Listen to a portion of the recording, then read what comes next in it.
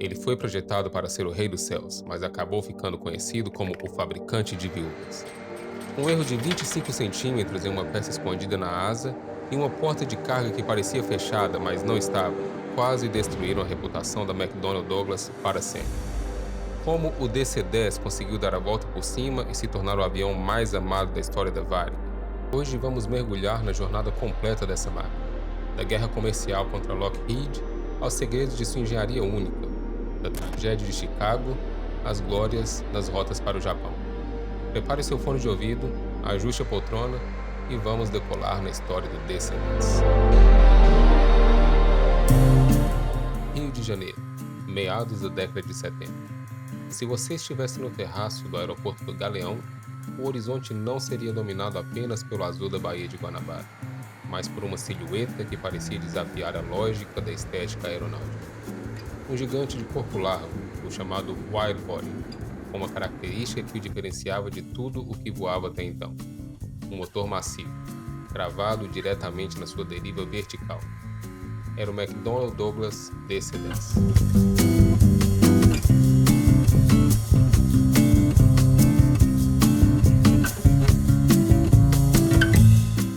Para entender o nascimento do DC-10, precisamos falar de uma das maiores batalhas comerciais da história. No final dos anos 60, a Boeing reinava sozinha com o 747, mas o mercado precisava de um avião capaz de operar em pistas menores com economia. Duas gigantes aceitaram o desafio: a McDonnell Douglas com o DC-10 e a Lockheed com o L-1011 TriStar. Essa foi a Guerra dos Trijatos. Para o espectador ter uma ideia da magnitude desse embate, vamos comparar as máquinas que definiam o padrão da época. Observe que o DC-10-30 oferecia uma solução equilibrada. Ele carregava quase 100 passageiros a menos que o 747, mas voava quase a mesma distância, consumindo significativamente menos combustível por ter um motor a menos. Contra o L-1011, o DC-10 levava vantagem no alcance e na simplicidade de manutenção. A vitória comercial do DC-10 veio de um golpe de sorte. A Rolls-Royce, fornecedora dos motores da rival TriStar, faliu durante o desenvolvimento, atrasando a Lockheed em anos. O DC-10 chegou primeiro, conquistando as maiores companhias do mundo, mas esse atalho comercial esconderia falhas de projeto que logo cobrariam seu preço em vidas humanas.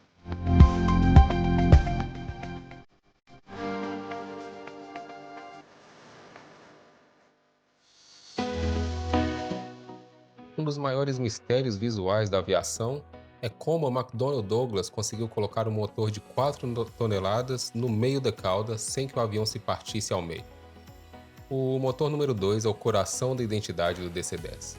Diferente do L-1011, que usava o complexo duto em S, onde o ar entrava por cima da fuselagem e fazia uma curva até o motor escondido na cauda, o DC-10 usava o Straight Through Duct, ou duto direto. O motor ficava montado em uma estrutura cilíndrica que atravessava a deriva vertical.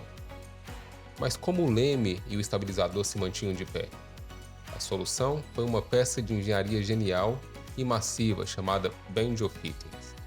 Eram anéis de alumínio forjados gigantes em formato de banjo, que circundavam o duto do motor e conectavam a parte superior da deriva à fuselagem. Essa escolha tinha uma razão clara: eficiência. O duto direto evitava a perda de pressão de ar que ocorria nas curvas do duto em S, dando ao motor central do DC-10 o mesmo desempenho dos motores sob as asas. Além disso, facilitava a troca do motor, que podia ser baixado diretamente para o solo. Porém, essa montagem alta criava um centro de gravidade elevado e uma tendência de nose down, ou nariz para baixo, caso o motor central falhasse subitamente. O DC-10 era um avião que exigia respeito e uma mão firme do piloto, especialmente em decolagens pesadas, como as que veríamos no Brasil.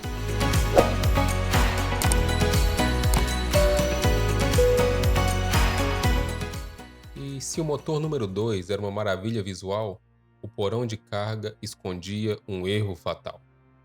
Para ganhar volume interno, os engenheiros desenharam a porta de carga para abrir para fora. Para fechá-la, o motor elétrico movia 4 ganchos em formato de C, e se prendiam a pinos na estrutura do avião. O problema era o mecanismo de travamento. Um pino de segurança deveria deslizar atrás dos ganchos para garantir que eles não se abrissem sob pressão. Mas, se os ganchos não estivessem perfeitamente alinhados, o pino podia ser forçado e entortar, dando ao pessoal de terra a falsa impressão de que a porta estava travada. Pior, o sensor no cockpit indicava porta fechada, apenas porque o motor elétrico havia completado seu ciclo, e não porque os ganchos estavam seguros. Em 1972, o aviso veio sobre Windsor, no Canadá. A porta de um DC-10 da American Airlines estourou. O capitão Bryce McCormick salvou o avião, mas a falha catastrófica no projeto do piso da cabine foi revelada. Como o piso não tinha aberturas para equalizar a pressão, ele colapsou sobre os cabos de comando que passavam logo abaixo. Mesmo com o alerta de Windsor, a correção foi negligenciada. Em 1974, sobre Paris, o voo 981 da Turkish Airlines não teve a mesma sorte. A porta de carga explodiu a 12 mil pés. O piso da cabine de passageiros implodiu violentamente, cortando todos os comandos hidráulicos e de cabo da cauda. O gigante tornou-se um meteoro incontrolável. Foi ali, na floresta de Hermenonville, que o DC-10 ganhou a fama de Death 10. O herói estava no abismo. Se o erro de Paris foi de projeto, o desastre de Chicago em 25 de maio de 1979 foi de arrogância na manutenção. Para entendermos o que aconteceu, precisamos primeiro olhar para o cenário. O voo 191 da American Airlines iniciou sua corrida de decolagem na antiga pista 32 direita do aeroporto de Chicago O'Hare. Como essa pista não existe mais, utilizamos a pista 27 esquerda para essa simulação, mantendo a precisão dos dados de telemetria daquele dia. A tragédia, no entanto, começou muito antes. Para a realização de manutenções complexas que exigiam a retirada do motor das asas, a American Airlines, assim como a United e a Continental, adotou um procedimento paralelo àquele que era recomendado pela McDonnell Douglas.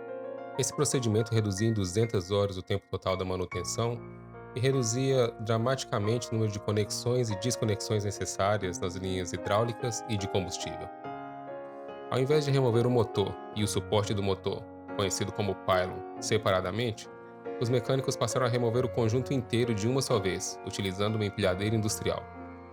O problema é que o conjunto do motor General Electric CF6 com o pylon pesava quase 6 toneladas.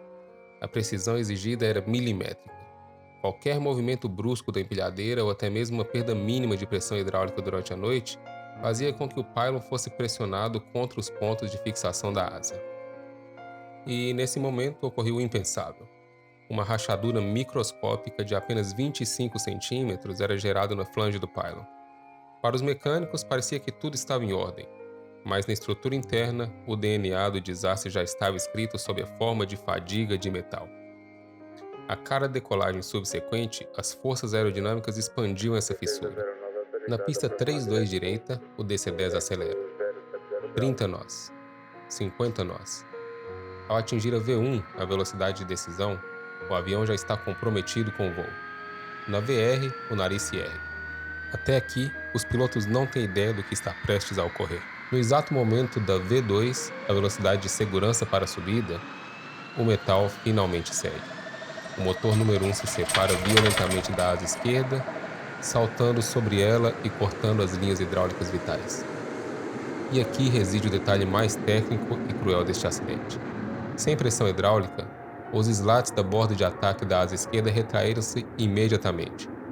Os pilotos, treinados para lidar com a perda de um motor, mantiveram a velocidade em torno de 153 nós, conforme o manual da aeronave. Mas com os slats retraídos, a asa esquerda precisava de pelo menos 159 nós para continuar voando. O avião entrou em um stall assimétrico. Enquanto a asa direita gerava sustentação total, a asa esquerda morria, fazendo o jato tombar de forma irreversível. Sem os avisos de stall no cockpit, que haviam perdido energia com a queda do motor, os pilotos lutaram contra um fantasma que não podiam ver. O DC-10 da American Airlines voou por semanas como uma bomba relógio. Até que naquela tarde em Chicago, o Pylon não mais aguentou o empuxo do motor e cedeu.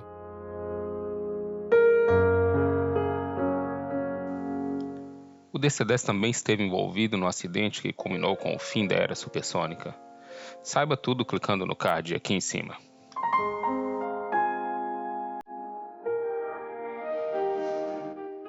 Entrar no cockpit de um DC-10 era como entrar em um santuário de relojoaria analógica. Diferente dos jatos modernos de hoje, onde 2 pilotos e telas digitais dominam tudo, o DC-10 era operado por 3 pessoas: comandante, copiloto e engenheiro de voo. O painel do engenheiro de voo era uma parede de centenas de relógios e disjuntores. Ele controlava o balanceamento de combustível, a pressurização e o sistema elétrico. Sem um engenheiro de voo, o DC-10 era impossível de voar. Era uma carga de trabalho exaustiva, que exigia coordenação perfeita. Sob as asas, o poder vinha dos motores GSF-650. Com quase 51 mil libras de empuxo, eles foram a chave para o sucesso nas pistas quentes do Brasil. O motor central, apesar de imponente, exigia que os mecânicos subissem plataformas de 18 metros apenas para trocar um filtro. Foi essa complexidade que forjou alguns dos melhores mecânicos da história da aviação brasileira.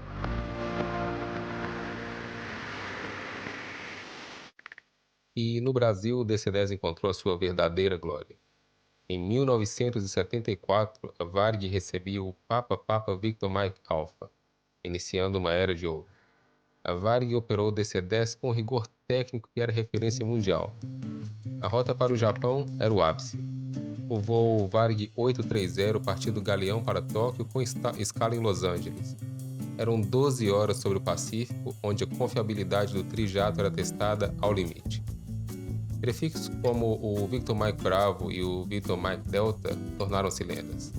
O serviço de bordo era luxo puro. Lagosta e caviar sobre o oceano, unindo a colônia japonesa no Brasil ao seu lar ancestral.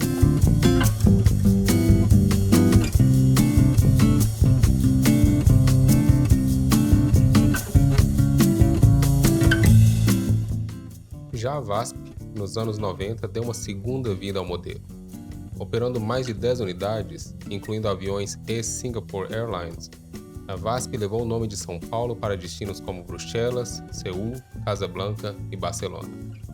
Prefixos como o Papa Victor Mike Sierra e o Papa Victor Mike Quebec provaram que o DC-10 ainda era um cavalo de batalha imbatível em economia e alcance quando bem mantido. Nas oficinas da Varig Engenharia e Manutenção, a VEM, o DC-10 era tratado com perfeccionismo. Cada selo da porta de carga era monitorado com rigor cirúrgico. Foi essa excelência brasileira que ajudou a apagar o medo e consolidar a segurança do modelo mundialmente.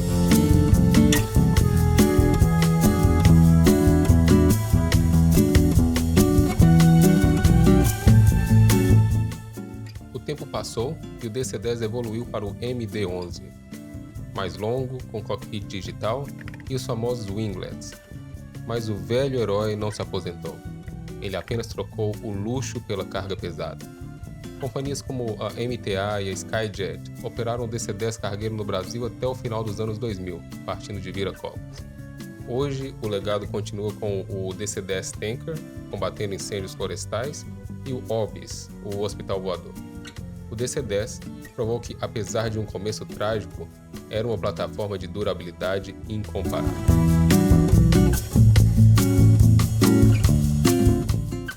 O DC-10 é a prova que na aviação a redenção é possível através da engenharia e da dedicação.